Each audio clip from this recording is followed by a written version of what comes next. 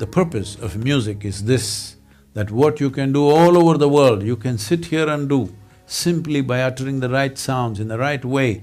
Every experience that a human being can have, you can sit here and have simply uttering the right kind of sounds. Welcome everybody to the 1500 Sound Academy. So today we have Sadhguru, who is a mystic yogi. Welcome, Sadhguru. Amazing conversation. This is such an amazing place. If you make music where here and there you hit a point of some sense of perfection of geometry, now that sound elevates human beings without knowing why, makes people go beyond themselves, beyond their own thoughts, beyond their emotions, beyond their likes and dislikes, beyond whatever they think they are, because at some point the music hit points of perfection of geometry. If the geometric coherence hits a certain sweet spot, then it becomes transcendent in experience.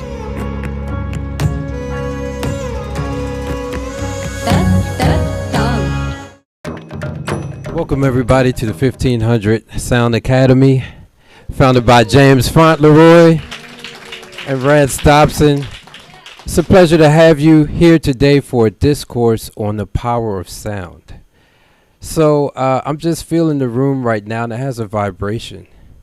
You may not be able to hear it because what we consider audible sound is just a thin slice of vibrations. If it vibrates at a higher frequency, then maybe we could see it. But there are ways to perceive vibrations at any frequency, provided you have the proper training and go through certain experience.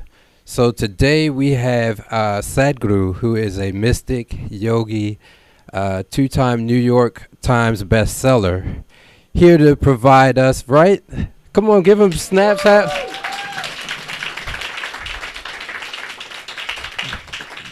That's a vibe, that's a sound. So broaden your horizons in a cerebral capacity, open up your spirits, and welcome Sadhguru.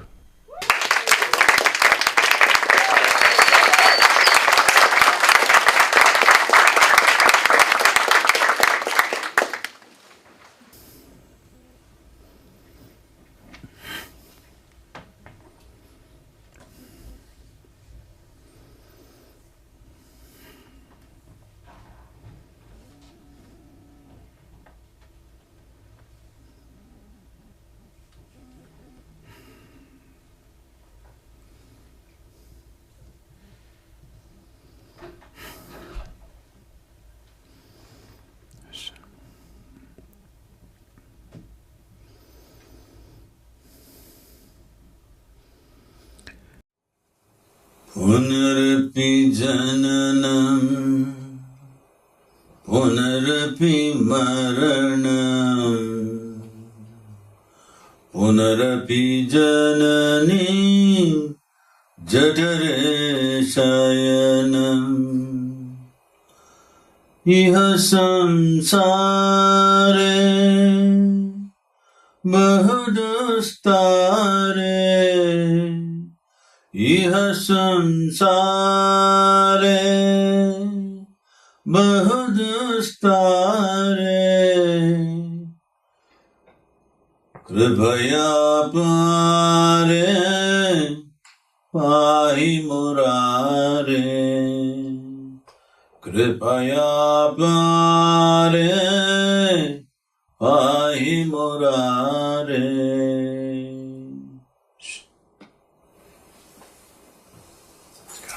Hello, everyone. Namaste. Good evening. That's a good evening.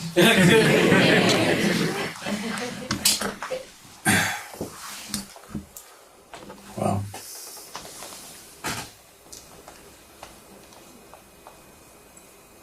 The power of sound.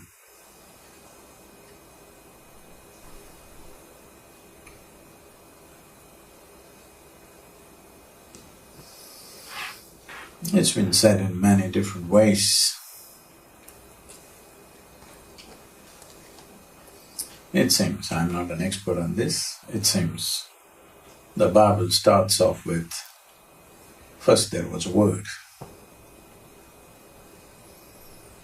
Word is a human interpretation of a sound. This happened to me very early on.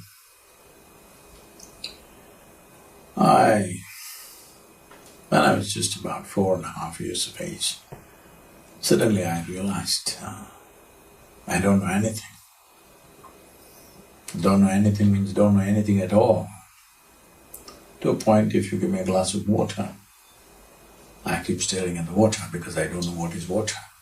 Well, I know I can drink it, I know how I can use it in so many different ways. But you don't know what it is. Even today you don't know what it is. With all the scientific exploration we have done, we still do not know one atom in its entirety. We know how to use it, fuse it, break it, make a bomb out of it, everything, but we don't know what it is. So if I find a piece of leaf, I'm just staring at it for hours. I'm always staring at something because I haven't figured it out. So if I start staring at something for hours and then I'm staring, my dear father, being a physician, started thinking I need psychiatric evaluation. This boy is simply staring at something all the time, looks like he's lost it.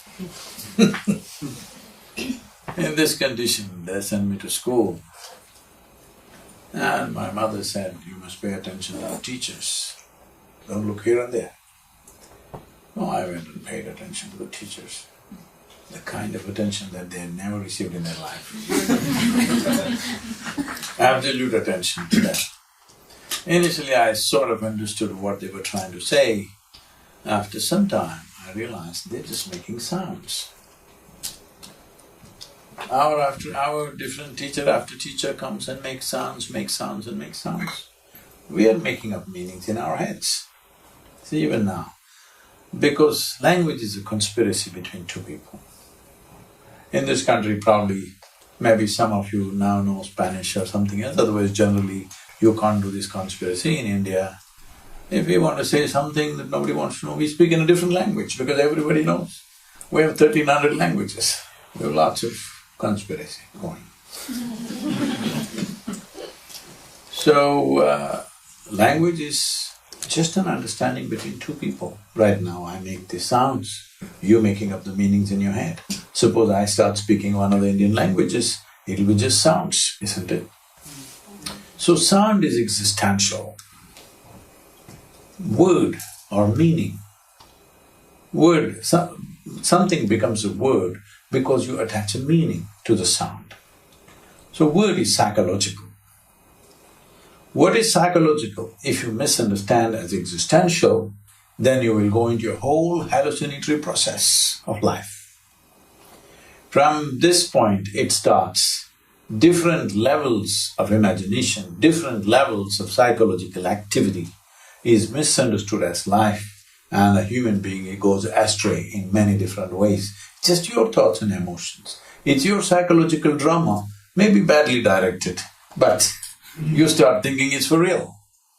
You could direct it any way you want, if only you understand that thought is also just a sound. You are attaching meanings to it. So, if nobody knew English language, only I'm speaking this language, I'm just making sounds, meaningless sounds, isn't it? So, first there was a word. Maybe in ancient languages, when it's translated to English, this has happened. Essentially they're saying first there was sound. But what is the basis of sound? If there was no silence here, would you know what is sound? So silence is the emptiness of the existence. Upon it, if you create a reverberation, it becomes a sound. So what you call a sound on one level is just a vibration or a reverberation. For this reverb to happen, you need an empty space where there is nothing, no sound. We call this nishabd. This means there is a state that is beyond sound. So one important thing in India, if you want to become a musician, if you want to become a yogi, if you want to become anything, first thing is you're going to profound states of silence. Not school teacher silence, shh, hold it down, hold your mouth and don't say a thing, nothing like that. You just become silent, nothing. When you become silent, if you listen to the sound, you will know the form of the sound. When I say you will know the form of the sound, if you feed any sound into an oscilloscope, depending upon its frequency, amplitude and other aspects of the sound, it will give you a certain form. So every sound has a form attached to it. Similarly, every form has a sound attached to it. So this whole science of being able to see the sound and the geometry of the sound and being able to grasp it and use it the way you want is called the science of mantra. Mantra means a geometrically perfect sound. If you arrange these sounds with a certain sense of aesthetic, it becomes music. If you make music where here and there you hit a point of some sense of perfection of geometry, now that sound elevates human beings without knowing why, makes people go beyond themselves, beyond their own thoughts, beyond their emotions, beyond their likes and dislikes, beyond whatever they think they are, because at some point the music hit points of perfection of geometry. There is a geometric system for everything that is physical. Everything that's physical exists because of some sense of geometric coherence. If there is no geometric coherence, it won't stand. Physical things like this, suppose you make the walls like this, it's not going to stand. It needs to be in a certain way, geometrically aligned. Similarly with the sounds, they must have a geometric coherence. Then if the geometric coherence hits a certain sweet spot, then it becomes transcendent in experience. Otherwise, it may be aesthetically correct or sometimes it may be torturous, you know.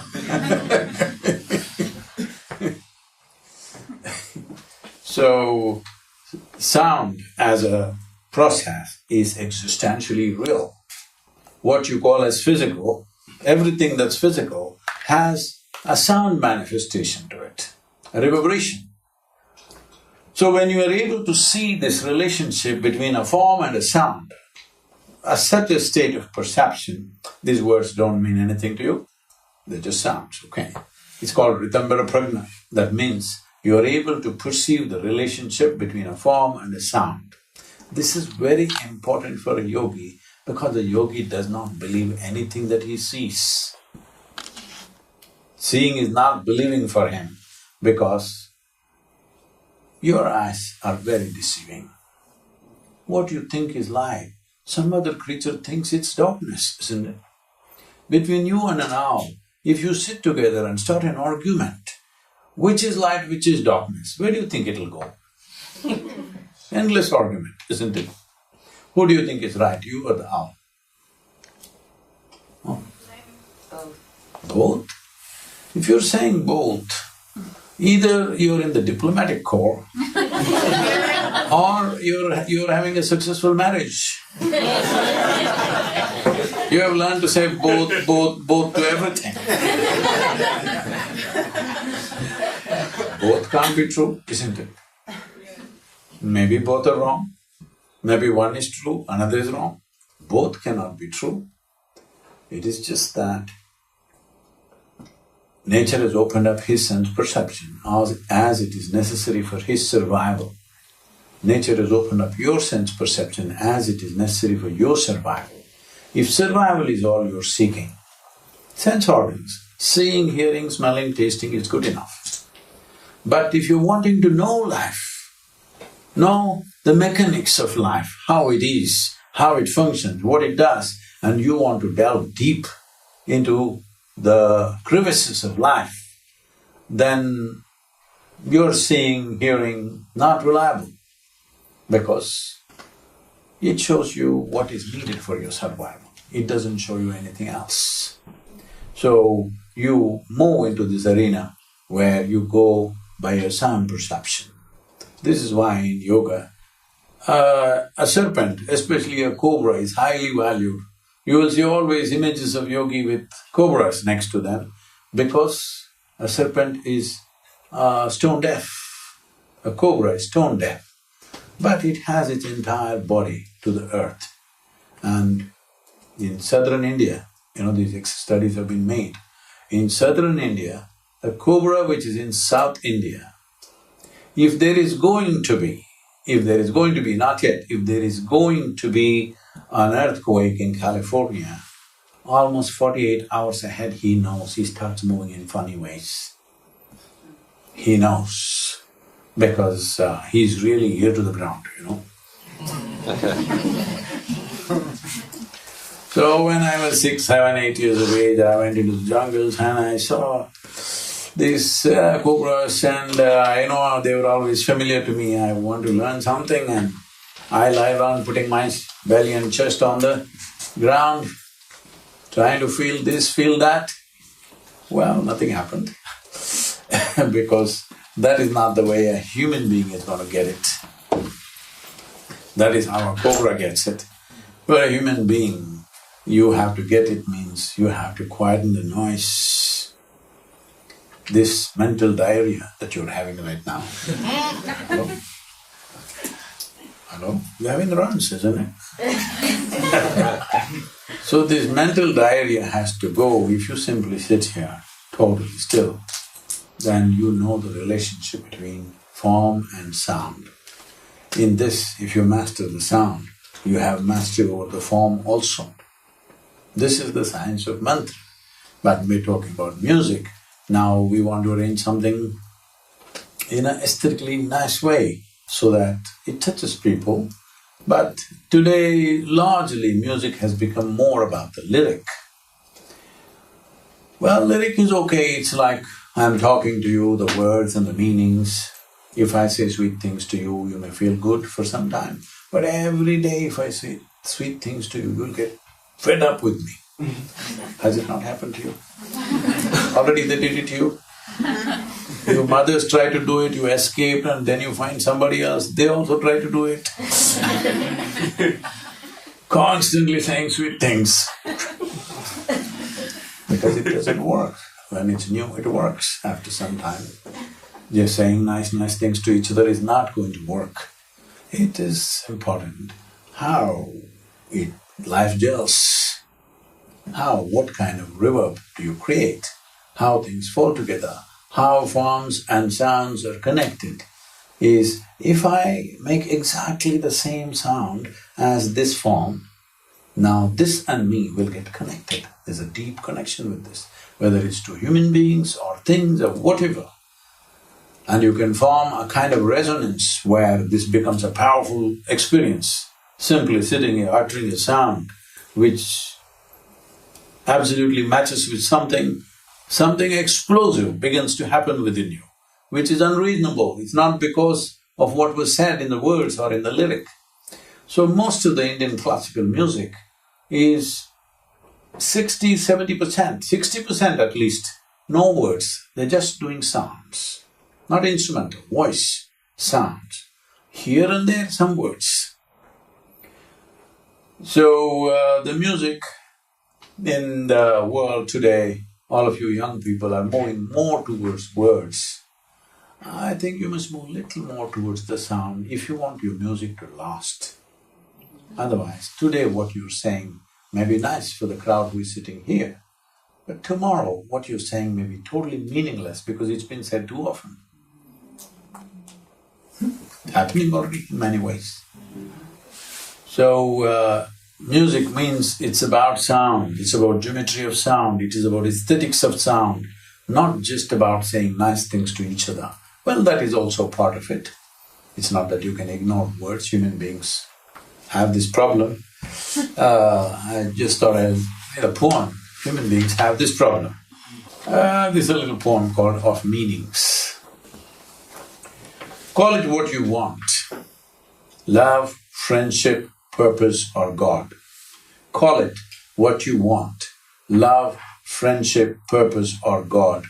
You are scanning the invisible for an illusion that may assist your life to find meaning. You are scanning the invisible for an illusion that may assist your life to find meaning. In abandoning this search, shall you find the invisible. In abandoning this in abandoning this search, you shall find the invisible present sans meaning. To ride this great phenomena of creation without contamination of meanings. To ride this great phenomena of creation without contamination of meanings. This is the fundamental search in music, that you don't need meanings. The sound is not only intoxicating, invigorating, it does everything that life can do, if only you have some mastery over the sounds. So, the purpose of music is this, that what you can do all over the world, you can sit here and do simply by uttering the right sounds in the right way. Every experience that a human being can have, you can sit here and have simply uttering the right kind of sounds. But there is no meaning to it, because there is no meaning to the sky nor the earth. Meaning is a psychological compulsion that people want to make up some meanings, some purpose to themselves, because they're not experiencing life. So sound is a powerful, powerful tool to find access to life. This is not about finding meaning to life, it is about finding access to life, to know life a little deeper than how everybody else is knowing right now. That's the whole thing. You have questions, please? Yes. Please, applause.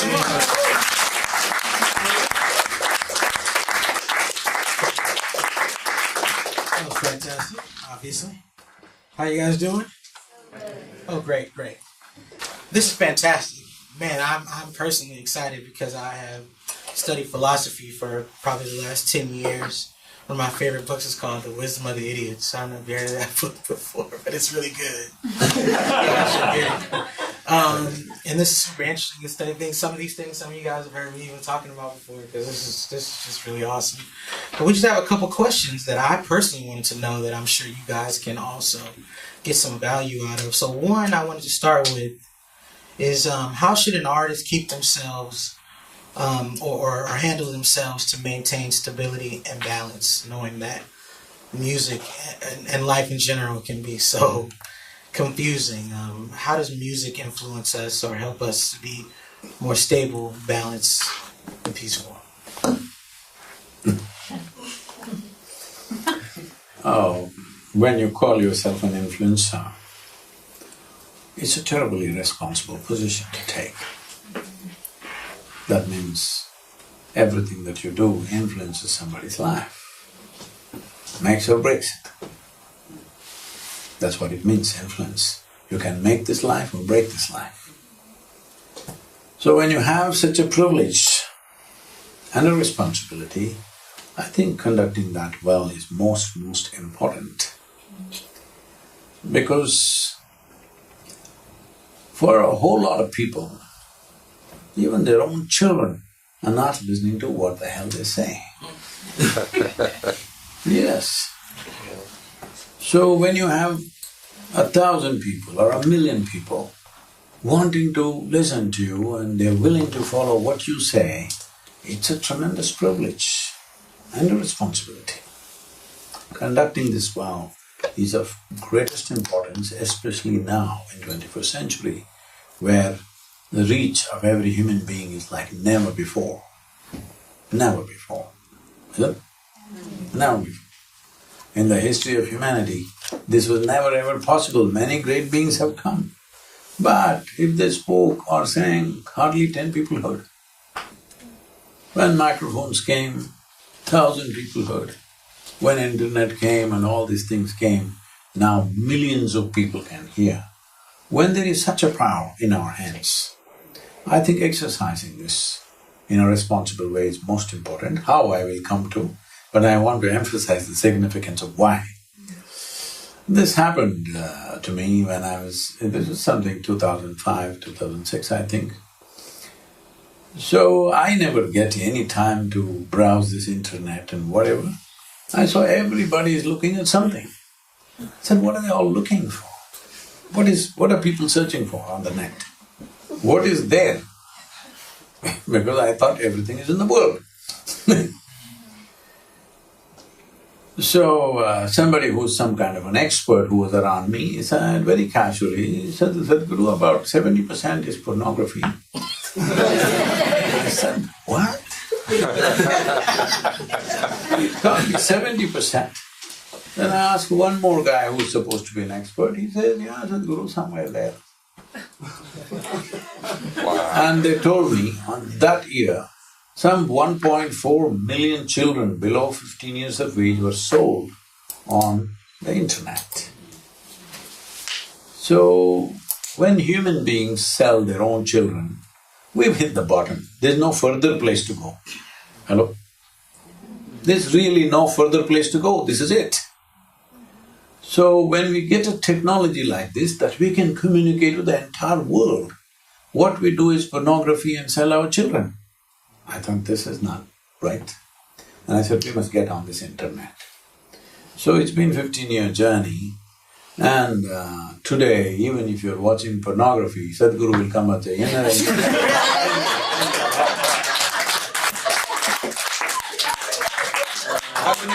pop up right there. Like pop-ups. I've seen some strange pop-ups. So I would love to see your YouTube recommendations. The thing, man. So speaking of which, oh yeah, please, of course. So, we've been making this effort because what I see is, when we have this power to speak to the entire world, which was never before, many great beings came, but whom could they speak to? Some 5–10 idiots around them. Now you can talk to the entire world. Now if we don't transform humanity, this means we simply don't care. It's as simple as that for me. So, we've been at it, we've never really gone professional, it's all volunteers doing it. Last year our video views have been 2.48 billion. Never before any spiritual talks have ever gone like that. Why this is important is, it's not about me. This is about, do we care what we are saying, what we're doing?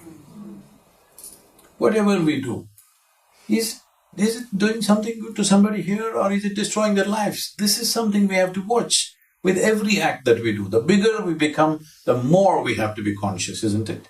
If you're a tiny little ant, if you crawl all over me, no problem, I will do that and sit here, no problem. If you become an elephant, now where you put your foot becomes very important, isn't it? Today, every human being has become a massive elephant. Everybody has a massive footprint. They can reach, with all kinds of silly things, they can reach the entire world, all right? Hello? Yeah. With anything. I'm not trying to belittle anything. I'm just amazed that something as simple as your nail polish, you can reach the entire world, all right? When that kind of tools are in our hands, now every one of us have become massive creatures, not small ones anymore. Now walking responsibly, consciously becomes most important. So how do we get balance in our life? See, whatever intelligence you have, whatever genius you have, whatever capabilities you have, if you don't have balance, it will all turn against you. It will not work for you. Yes? Right now, what is it that human beings are suffering? If you're with me, you can say, Sadhguru, we are suffering because of you. But I know you're capable of suffering by yourself, isn't it? You can sit alone and suffer. If you're sitting alone and suffering, what does it mean? It means your own intelligence pokes you all the time. Hello? So you can call it stress, you can call it anxiety, you can call it misery, depression, madness, suicide. What is it? It is just this, your intelligence is turned against you. That's all, isn't it? If you take half your brain away, you will be very peaceful. Yes? So right now the problem is your intelligence. To get you to this level of cerebral capability, it took millions of years of research and development. You can call it evolution, but essentially it's research and development that happened in nature. Maybe not in a lab, but it happened, right? From a single cell amoeba to who you are right now. Is this a small development? Hello? It is massive, unimaginable, isn't it? But now we are suffering that. If you had the brain of an earthworm, you would be very peaceful, I know. So, if our own intelligence is a problem, you tell me from your perception, is intelligence a solution or is it a problem? What it should be? It is the only solution, isn't it? But unfortunately, human intelligence has become the biggest problem, both to individual human beings, unto the world, unto the planet, for everything. Human intelligence and competence has become the biggest problem. This should be the greatest solution. But unfortunately, it's become like this because human beings are wobbling, no balance. Above all, do not wobble, this is very important. If you do not invest time and energy to bring that stability, that equanimity within you, believe me, your own hand one day will start hitting you in the face. It's nothing different, this may look silly, but I'm telling you, you're sitting here, your own thoughts are poking you. How is it different from your own hand slapping you in the face? Hello? How is it different? Same thing, isn't it? So, certain amount of investment of time, energy and focus to bring equanimity and balance into your system is most important. If you do not invest, there will be no results, there will be no dividend. It's as simple as that. Right now, modern education systems are teaching you how to go to the Mars. God damn it, you don't know how to live on this planet. You still not figured out how to live on this planet. Even if you successfully go to another planet, what will you do? Only Star Wars, isn't it? Hello? We have fought here enough. On the basis of caste, creed, religion, race, nationalities, we have fought and continuing to fight. Now if you go there, what will you do? Only Star Wars, isn't it? So, we idiots first learn how to live on this planet. Yes, technology, science is important, but isn't this most important that human beings live a balanced and fruitful life, first of all? Yeah. Otherwise, all technologies will turn against us. All our capabilities will turn against us. It's happening already. So, bringing this balance, as there is a science and technology for external well-being, there is a whole science and technology for inner well-being. It's time every human being approaches it that way. We have tried to handle human well-being with belief systems, with philosophies, with ideologies, with relationships, with drink, with drug and so many things. No. As there is a technology for external well-being, there is a technology for inner well-being. All human experience has a chemical basis to it. You know this in California, hello? But I'm asking you, is it true that the most complex and sophisticated chemical factory on the planet is right here? Hello? So why are you not able to generate a chemistry of blissfulness? Because you're a lousy manager. It's as simple as that. Hello? No, you have to put things from outside because you don't know what to do with this one. I see somewhere here on Sunset Boulevard, it's a building-sized hoarding which says, "My favorite pharmacy." I'm planning to put up a board, "My favorite cemetery." When did a pharmacy become a favorite place to go to?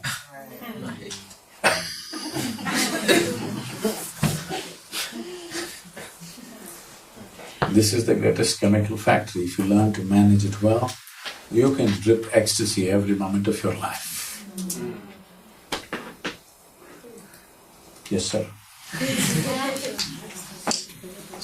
Okay, let's see here on my little thing. Do you listen to any Western music? No. I'm not supposed to confess this.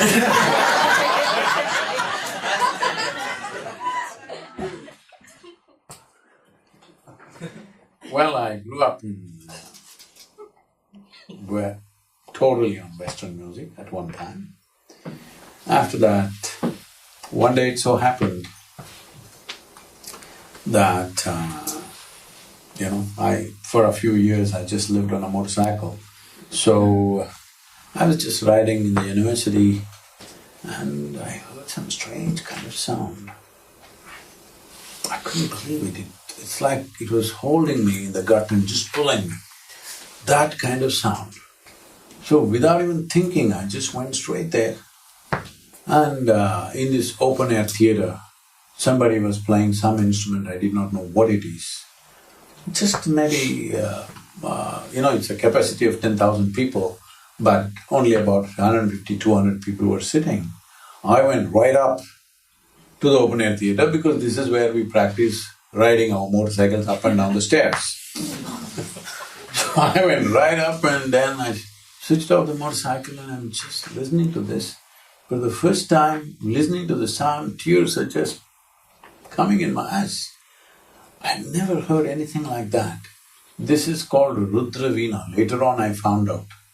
And this person was playing it. It was just very mild music, simply dong. He waits for, like 30-40 seconds before he does the second storm. This kind of music, it just destroyed me. And kind of Western music ended there for me that day. But still I listen. You want to know the name? Yeah, you guys don't know, right? I know what's on the playlist. Well, I still listen to B.B. King. Okay. I still listen to Herbie Mann. Oh, I wow. still listen to Fleetwood Mac. Okay. Them anymore. Yeah, you can put your hands together. That was good. Let's see here. What do you think it is about sound and music that's so unifying to people when people come together?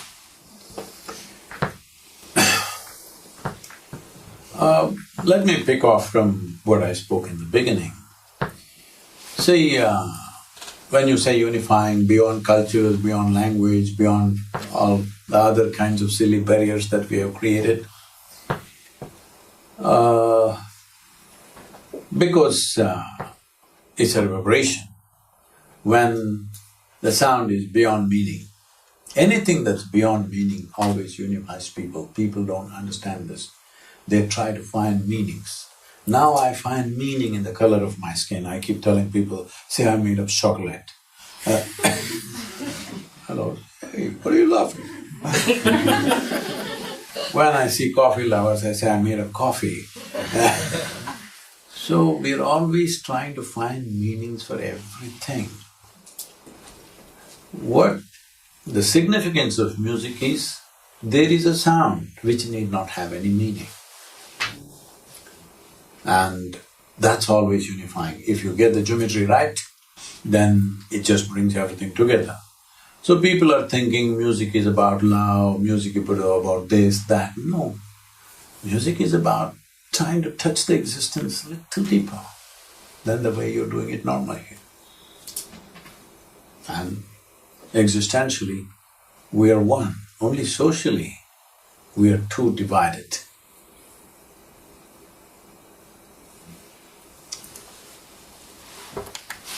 There are beautiful, legends in India, which many people vouch 100% it is so.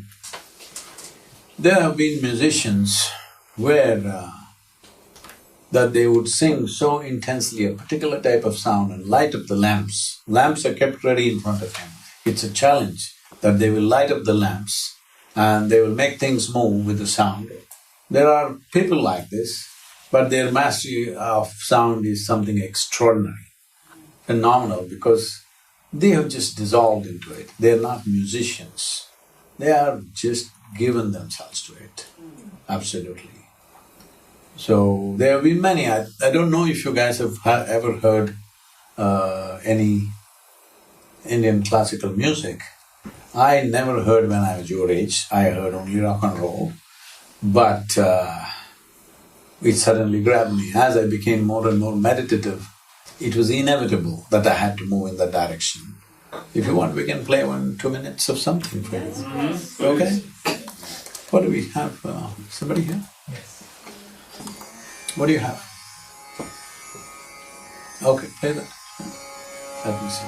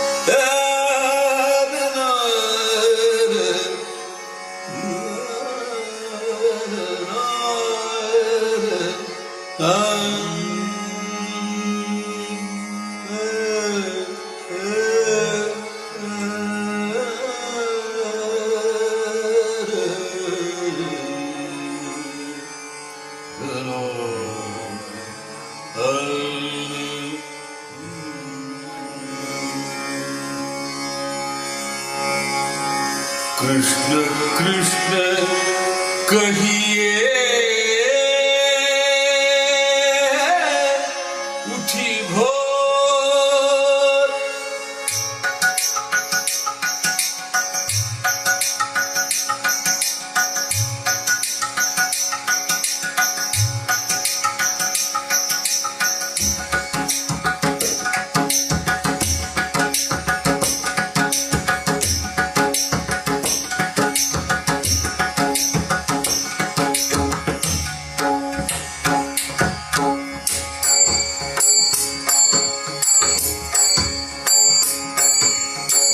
Krishna कहिए उठी भोर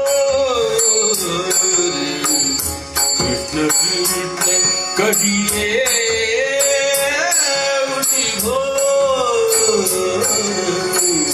कृष्ण कृष्ण कहिए उठी भोर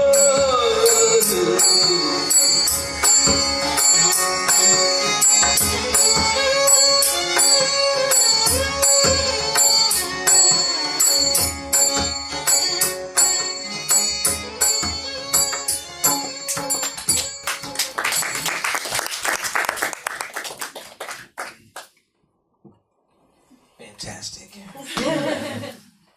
Next question. Kind of a two-parter. You spoke a little bit about mantras before, but I just wanted to know more about mantras and how yoga enhances your perception of life and ability to pay attention and get into the sounds.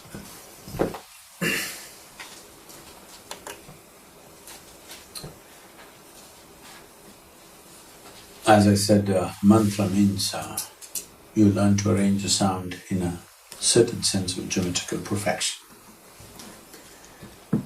When I say geometrical perfection, everything that's physical in the universe has to have some kind of geometrical coherence, otherwise it will not last. Your own body, how geometrically aligned you are, how you sit, stand and breathe will determine how it will function, how long it will function. Every day you sit like this, okay? Just try like this, sit like this only. Then you will see many things will go wrong with your system. I was telling people, if you allow me to redesign all the American furniture, I will save you $1 trillion in healthcare bill. Because wherever you go and sit, you go and sit like this. You're not going to be healthy like that. The geometry of the body is completely misaligned. So, sound and form are not two different things, they are two manifestations of the same thing. So, there is a mantra and there is a yantra. The word yantra literally translates as a machine. So by using sounds, complex arrangement of sounds, we build a yantra. That means we build a machine, which is an energy machine, which is not a physical machine. There are no material parts to it, but it will function. It will function and do… See, right now, what is the idea of coming up with any kind of machine? Why did we come up with a bicycle? Because we could walk and it was not enough. We tried to run, it was not enough. So we wanted to come up with a machine which will take us faster. If you were made like a tree, rooted to one place, would you think of a bicycle, I'm asking? So everything, every machine that we have created is only enhancement of the activity that we can already do, nothing new. Yes? We can speak, so we have a microphone, we have a telephone. We can see, so we have a microscope, we have a telescope. Everything is just to enhance what we already have. We cannot imagine a machine which will do something that we ourselves cannot do. Maybe we can do this much, the machine will do that much. So essentially, a machine is a consequence of the faculties that we already possess and how to make these faculties in super enhanced way. So from a simple machine like a bicycle to whatever we are talking metaverse, just enhancement. If you didn't have eyes, what would you do with metaverse?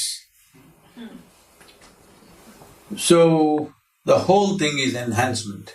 So we create energy machines. The purpose and the idea behind the energy machine is, it is in human experience almost perpetual. Perpetual is a wrong word, but its lifespan is well beyond our lifespan, so we think it's perpetual. If something lasts beyond your lifespan, let's say it lasts beyond 10, 15, 20 generations, then you think it's forever, isn't it? It's not forever. 500 years, 1000 years is not forever, but in our experience it's like it's forever, because we have not seen the beginning of it, we have not seen the end of it. So it feels like it's been always.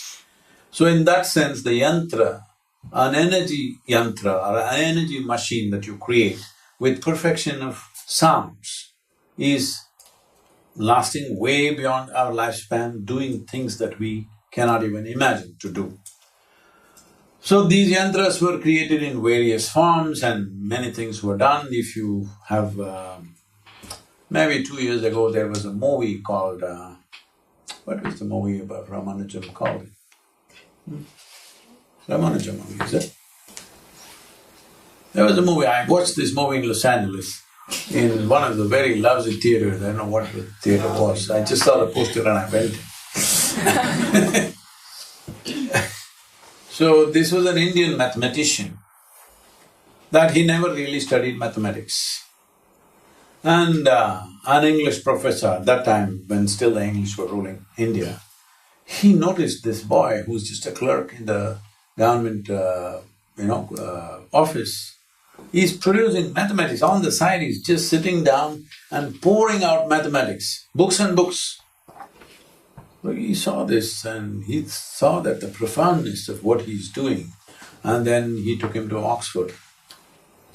There he went and blew up. He was treated extremely badly because of discrimination, and he was not allowed to eat with people. He was thrown into some dungeon where he got tuberculosis because he was not given proper accommodations. But he was sick with tuberculosis, but he sat on his bed, which was his deathbed after some time. He poured out mathematics like crazy. Even today, in 21st century, they're still figuring what he wrote. And some of the things that he did in 2010, they figured out. He has made mathematical calculations for black holes. There was no concept of black hole at that time. This is in early 20th century. There was no concept of black hole, but he made a mathematical backbone for black holes. Normally in scientific process, first there is a theory, there's a concept, there is a theory, and then only when you find mathematics for it, it is considered science. But he first did the mathematics. When people asked him, where is this coming from? He was always worshipping a certain goddess. That is his deity. These deities are yantras. Today, unfortunately, people think these are all gods and goddesses. These are all always in southern India. The temple worship is always referred to as a yantra because these are machines created in a certain way to access different dimensions of life. He said, in his words I'm saying, he said, "My goddess bleeds mathematics." And simply he wrote books and books and books. More than 50% was lost, but what is there is still… it's mind-boggling for the top mathematicians in the world. And this is just that he found access to that dimension of life simply by, accessing using a certain yantra or an energy form which gave him that possibility. So, what is a mantra means? It's a tool to build a yantra. You have a sound, you can make a form out of it. If you know how, you can create complex varieties of sound and assemble it into a powerful machine which works for you, which can work for everybody. Various types of yantras are there like this. So mantra, yantra and tantra are three different aspects of the same science. Mantra means the sound, yantra means the form, and tantra means the technology of putting it together. I know in United States, if you're there tantra, people think some weird sex is happening. It was called Man Who Knew Infinity. Yeah, Man Who Knew Infinity, that was the title of the movie. So actually we're gonna open it up to you guys now for some questions. I see one hand was already up as if you knew that was coming next. Yeah, in the back, please. Oh, this is simple. Do you smoke weed? What's that? Do you smoke weed? Well, how do you feel about marijuana? Is it a good or bad thing for the brain? You tell me, you're the one using it.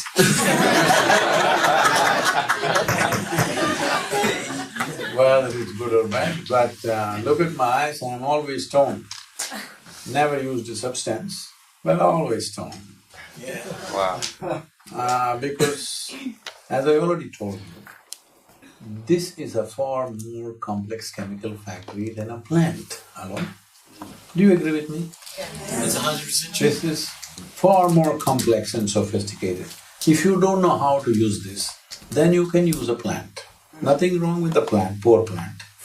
But you're ripping it out, that's up to you. So anyway, these days I'm being invited to all these under 25 conferences in India because they think I'm less than 25. So in Bangalore city, over 15,000 people are in an open space and a strong scent, the smell of marijuana is all over the place. It's not legal, but in India it grows everywhere, so… now you're thinking of going to India? So they tell me, Sadhguru, you have such an influence with the government, why don't you make marijuana legal for us? I said, why not? We'll make marijuana legal. And why just one thing? Let me make cocaine legal, heroin legal, opium legal, what else? You list it out, I'll make everything legal. Why do you want it to be legal? You want to smoke and go to the university? In India it's called smoking up. If you smoke tobacco, it's just smoking. If you're smoking weed, it's smoking up. You want to smoke up and go to the university? I said, why not? Why not? Why can't we do that? I said, see, we'll do one thing. We'll take you on a small plane ride and you're waiting, a little plane, 2-seater, 4-seater kind of plane. And you're sitting in the plane and waiting because there's a rickety little thing. And the pilot comes smoked up. You want to fly with him? They don't get it. They say like, maybe. I said, okay, you're not getting this, you need a major surgery. And the surgeon comes smoked up. You want the surgery? Oh no. So why are you saying no? You get it, your faculties are lowered, right? When your faculties are lowered, from now on don't say, I'm high. Just say, I'm low. We understand. You're low, you can't be given things where Too much competence is needed? All right. You would like to be low. No, I want to tell you this. Life gets better only when our faculties are enhanced, not reduced. Hello? Do you think evolution has been wrong? Hello? You will be better off being a grasshopper, is that what you think? Faculties enhanced is enhanced life, isn't it? Faculties brought down is not enhanced life. So I said, at least I will not tell you what to do and what not to do. I am not somebody to give you moral advice. All I am saying is, when you smoke, you say, I'm low. We understand. Don't say I'm high, you're deceiving yourself. You're putting salt in your coffee and thinking it's sugar. This is crazy. So I won't tell you what you should do, but you must test and see, does it heighten your faculties or lower your faculties? Right now, because you don't know how to handle your faculties, the best thing is to put it to sleep. Hello? When you do not know how to handle your intelligence and the capabilities of being human, the best thing is to put it to sleep. You know, if you do this to a dog or a cat or a horse, if I say I put it to sleep, how do you understand? Yeah, put it to death. I want you to understand, if you go down, either in sleep, even normal sleep I'm saying, you're dead. Hello? You're dead to the world and to yourself, isn't it? So how long do you want to be dead in a day? This is something you must decide. How long? You have come here to live or you come here to die? Make up your mind on this, all right? I am not telling you any morality. All I'm saying is this. How old are you? 23. 23. 25 years ago, where were you? Not here. Not here. Didn't exist. How long you didn't exist? You don't know? Forever maybe? I'll give you another 100 years, okay? Okay? 100 years later, you'll be again dead. Yes or no? No? So, 25 years ago, you were dead. 100 years later, you'll be again dead. How long will you be dead? Forever maybe. Your life is just a little sparkle here right now, for a brief amount of time. In this, to realize the potential of being human, the time is simply not enough. In this, if you're sleeping 8 hours a day, what I'm seeing is 1/3 of your life you slept. All the best, congratulations.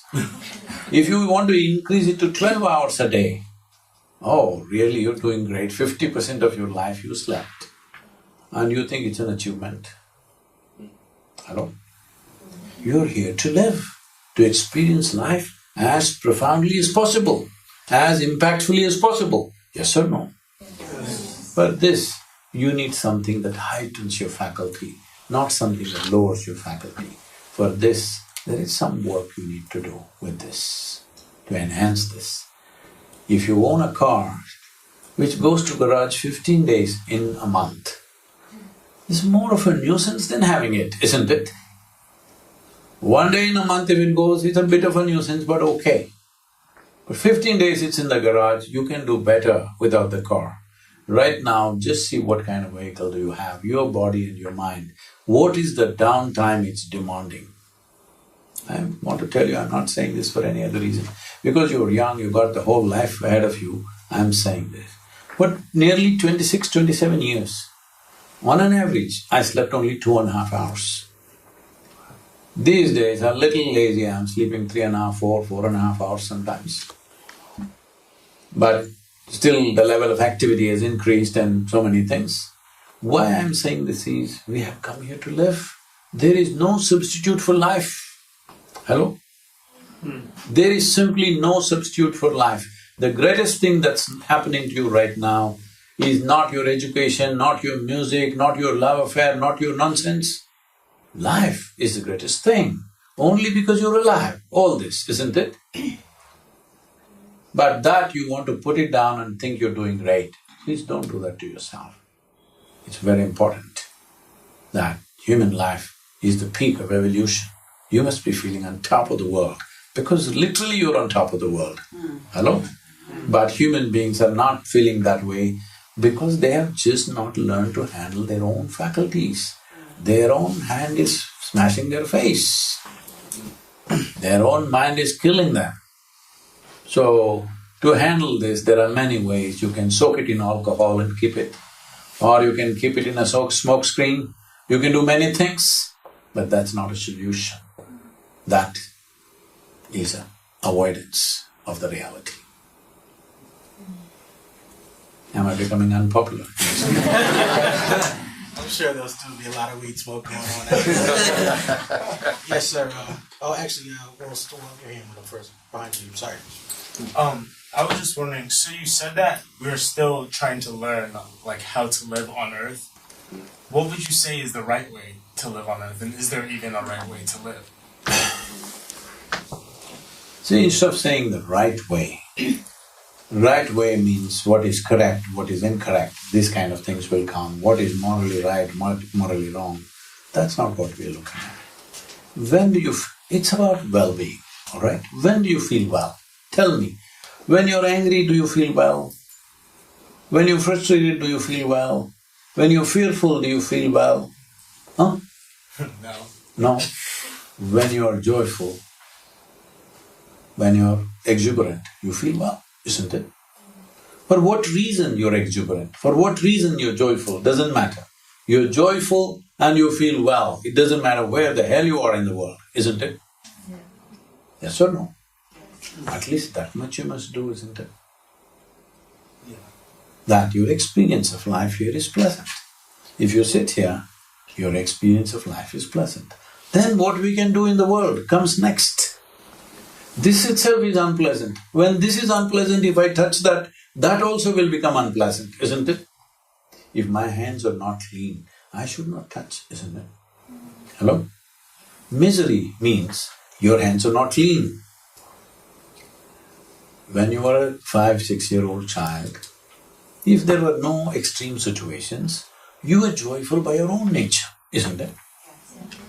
So at 5, if you're so joyful, by the time you're 30, you should be bursting with ecstasy. Oh,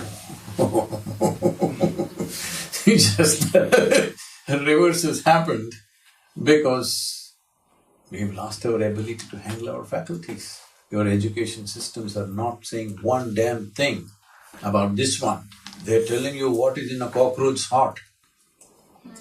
Hello? What for? You don't know what's in this one. We call this science. Science is all about, we want to exploit even a microbe. Hello? Not just an elephant. Even if there is an invisible microbe, we want to extract. People are extracting protein out of microbes. God damn it, leave it alone now. They are giving us protein and everything. First learn how to explore this, isn't it? But there is no focus on this. It's always about how to conquer somebody else and something else. No, if you take charge of this one, you will live wonderfully well.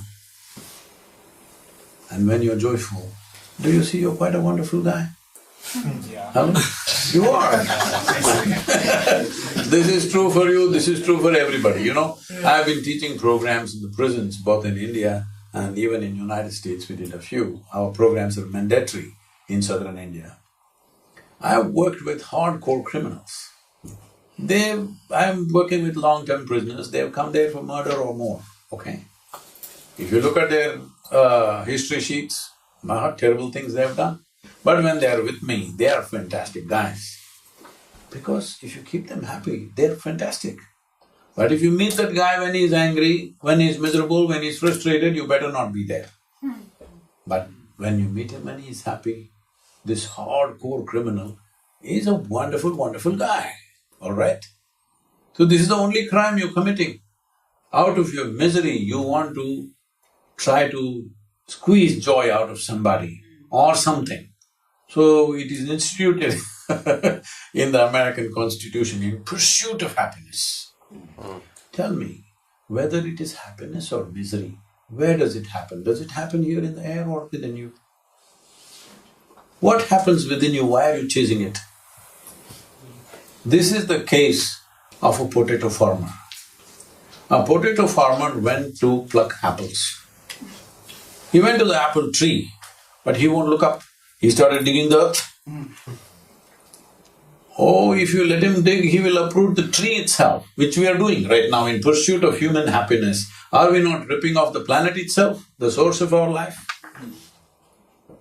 What is this? All this in pursuit of happiness. Why? Because you're not happy. You think you're going to squeeze happiness out of this planet and every other life and every other human being around you. No. If you want pleasantness of experience or unpleasantness of experience, both happen within you. The source of your experience is within you. If you realize this, you will take charge of this. If you take charge of this, you will determine the nature of your experience. If you are determining the nature of your experience, will you choose highest level of pleasantness for yourself or no? Yes, what you want for your neighbor may be debatable, but what you want for yourself is very clear, isn't it? That's all you need to do. If human beings are joyful and sensible, we will find a way for everything. Right now they're in such states of misery and angst and nonsense, where everything they're colliding with somebody, isn't it? Just everything. You know, my skin, your skin can hit each other. Now you are okay now.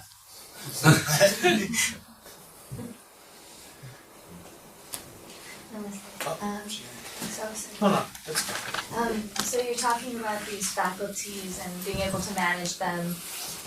What are some ways that you would recommend to manage them rather than going to all these other substances or whatever that maybe are just really easy to get to? See, the simplest and the most fundamental thing is the fundamental misconceptions you have about life must go. When I say fundamental misconceptions, were you born like this? Born like this? Like this shape and size and everything? Well, I was smaller. You were just this much, Yeah. now you became this much. How did this happen? Food that you eat, isn't it? Yeah. So what you call as my body is in a way accumulation of food and various other things, but it's an accumulation. Accumulation, yes? Yeah. So what you call as my mind is an accumulation of impressions, correct? So what you accumulate can be yours, but cannot be you, isn't it? See, as I'm speaking, I pick up this vessel and say, this is my vessel. You will think, oh, Sadhguru has some problem. But let's listen, everybody says he's wise. After some time I said, this is me. Then you will say, let's go. Because now you know this is the case, isn't it? But this is what you're doing every day. Food appears on your plate, you say, this is my food. You eat it and then you say, this is me. Same case, isn't it? The only advantage you have is, everybody is in the same state. That's the only excuse you have. But that's how it is in an asylum. Only the doctor is nuts.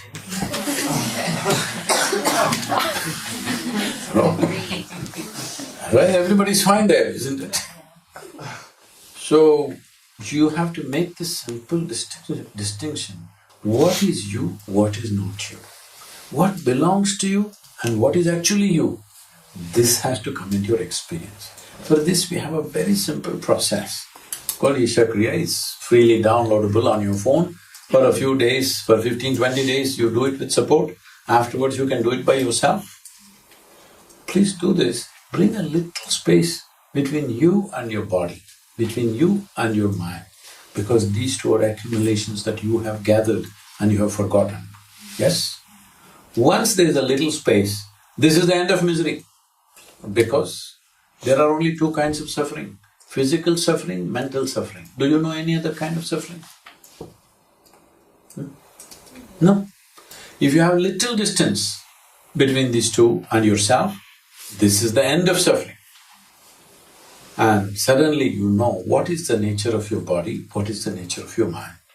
See, people have been walking upon this planet for so long, but the argument went on whether this planet is round or flat. Now, Burn all the damn textbooks that you read. Walk up and down on the street and tell me, is the planet flat or round? Still flat in your experience, isn't it? Yeah. Yes. When did this argument really settle? Human beings started flying, went up there and looked down, clearly it was round. We went and stood on the moon and looked down, 100% round. No argument anymore. Yes or no? Why? Little space. That perspective you need when you're stuck in something, you don't see what it is. A little space, suddenly you know the nature of your body and the nature of your mind. If you do not know the nature of anything, do you believe you can deal with it well? If you buy a phone, what phone do you use? Oh, that's old. Now, if you buy a new phone, should you read the user's manual within the first 3 days or after 3 years when you're discarding the phone? When should you read it? In the beginning. Yes. I'm asking, this more sophisticated gadget that is given to you, have you read the user's manual? That's all your problem is.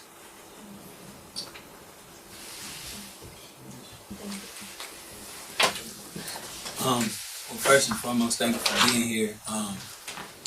For me, it took me kind of creating some distance between my experience of having to survive to even see the need to to do the inner engineering, right?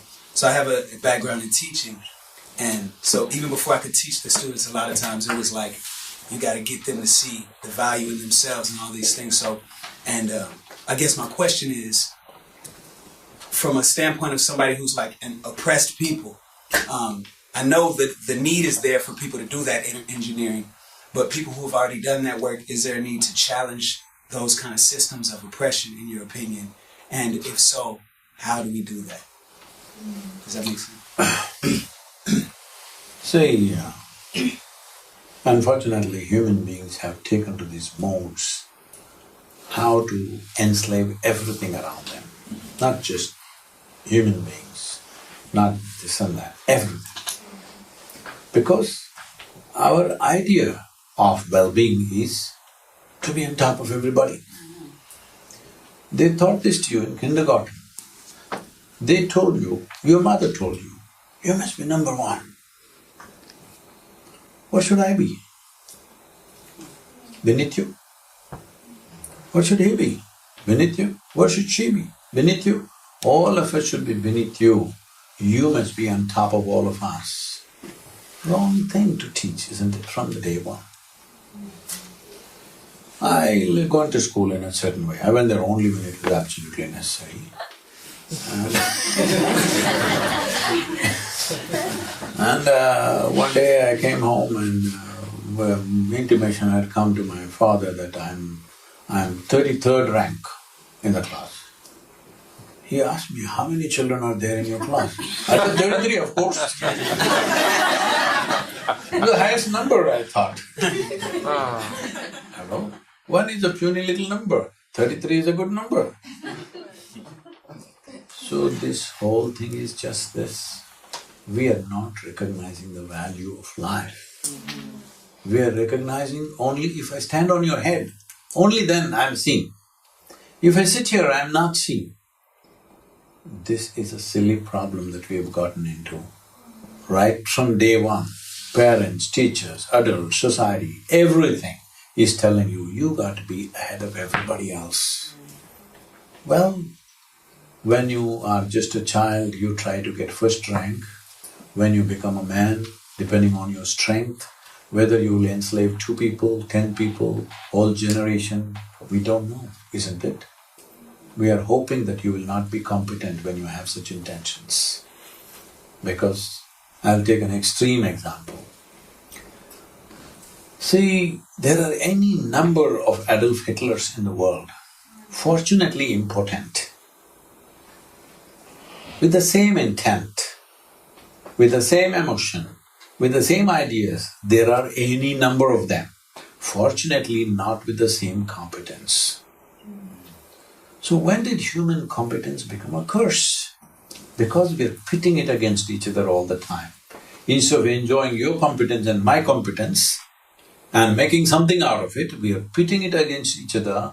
Now, if I'm really competent, naturally, I'm naturally going to be another Adolf Hitler.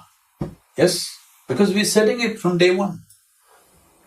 On the way you may give up because you may not have the heart to do it. But that guy was super competent. See, the problem is only his competence. Do you believe there are no millions of other people who have similar emotions and similar ideas? Are you naive enough to believe that? Hello? No, there are lots and lots of people. Fortunately, they are not such great organizers. So, we have to just hope. See, now when things happen like this, like our friend at the corner said, the best thing is if instead of being violent, instead of killing, instead of being constantly on top of somebody, better you smoke and sleep. Yes, that's how you will look at life. Because this is the argument people are putting to me. No, Sadhguru, people smoking people don't do anything, they just… Yes, I know that. We can give you an injection and you can sleep. Yes, for good. See, I know there's so much bad press for the dead, but have you ever had any dead person coming and beating you up in the face, something like that, oppressing you? They're the best guys. Hello? Sleeping and the dead are the best people on the planet, isn't it? Hello, have you met such good people anywhere? Sleeping people and dead people, they are the most wonderful people because they never harmed anybody. But is that the way? Is that the solution? To be alive, to be full of possibilities and still be a tremendous possibility for your life and everybody's life. That is the important thing, isn't it? By taking away possibilities, you think you've solved a problem. No. If you remove all the possibilities, there will be no problems, all right? To keep all the possibilities and then not be a problem, this takes some consciousness. All right, thank you. Put your hands together. Thank